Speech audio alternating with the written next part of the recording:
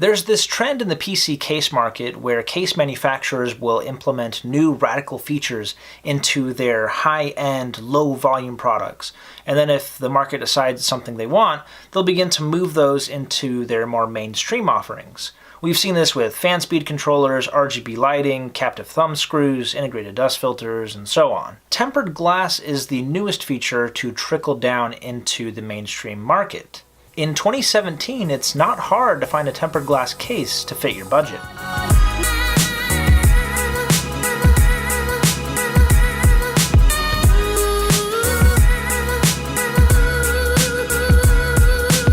The Inwin 301 is the newest example of this, with its tempered glass side, boxy design, and overall modern and simplistic look.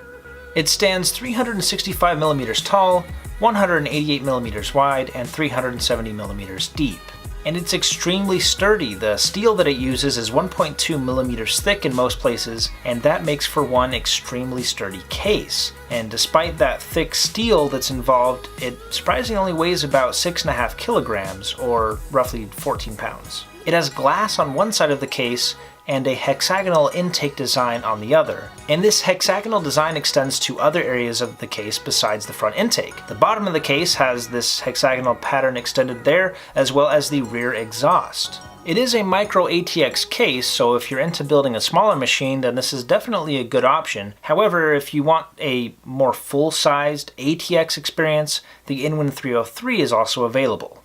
As far as color options go, you're a little bit limited. It comes in black and white, with the black offering illuminating the front I/O in red, and the white offering doing the same in blue.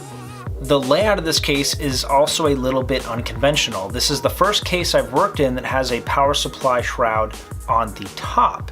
The intake is on the side because it's actually kind of a stout case. It's not very long, and so the intake has been moved to the side of the case. And the exhaust goes out the back and also potentially the bottom, but there's a dust filter on the bottom, meaning that it could also be used as an intake.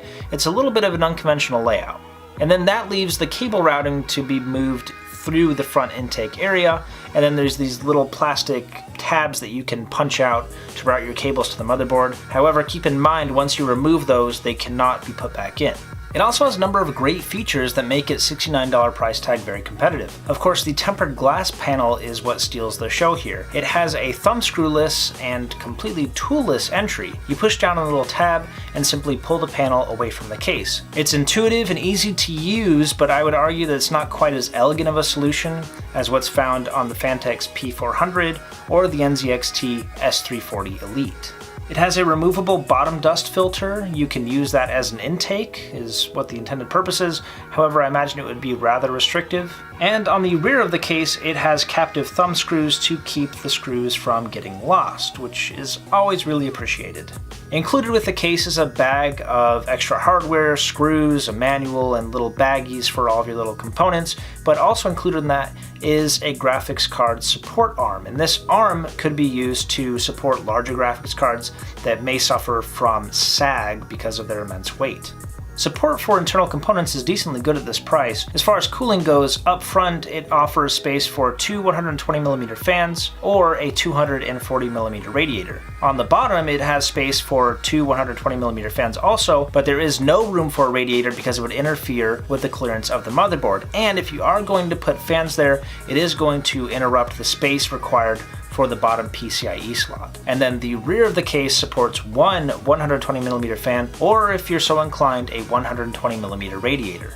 The hard drive support is a little bit limited, but I think it would work fine for most people's needs. It supports one drive bay for a 3.5-inch drive and also an additional two 2.5-inch drives, or you can use the 3.5-inch drive bay for a third 2.5-inch drive.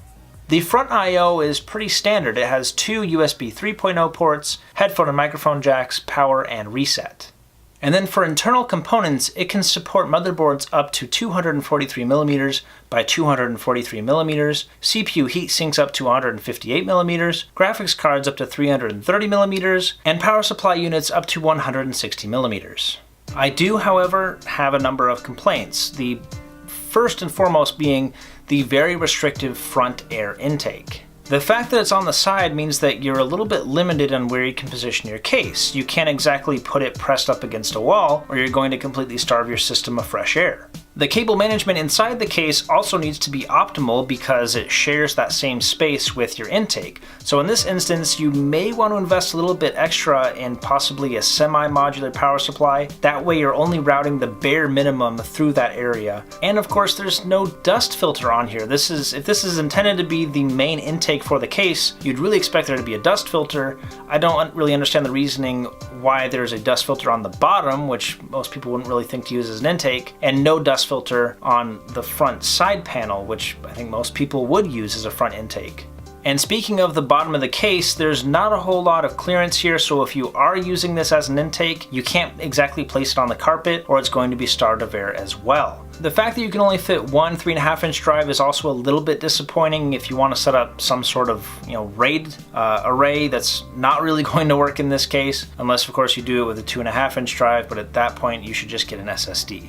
There's also no fans included with this case, which is an interesting decision. Some people would appreciate it because it likely brought the price of the case down. Some people don't, because then of course you need to now go buy some fans for your case. Technically speaking, it kind of has an exhaust because the power supply is on top, and so the fan, which normally sucks in air from the outside air and pushes it out the back, is actually sucking air in from the inside of the case and pushing it out the back. So it kind of works as an exhaust, although I highly doubt it's as effective as a traditional case fan.